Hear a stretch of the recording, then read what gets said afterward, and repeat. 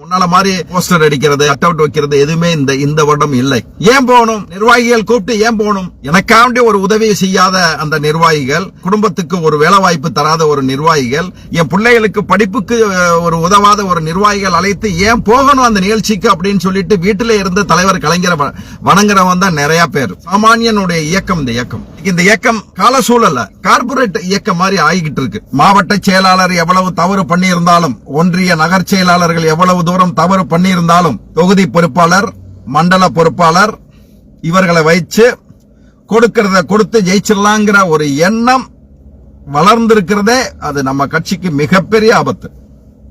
அடிப்படை தொண்டனுடைய தேவையை பூர்த்தி செல்றது, கிளைக்கழக நிர்வாகியிலிருந்து அடிப்படை தொண்டன் வரைக்கும் மன கஷ்டப்படாத தேர்தல் நேரத்தில் அவன் இறங்கி ஒவ்வொரு வீட்டுக்கு சென்று கையை பிடிச்சி இழுத்துட்டு வந்து அந்த வாக்களிக்கக்கூடிய அந்த நிலை வந்தாதான் நீங்க ஜெயிக்க முடியும்.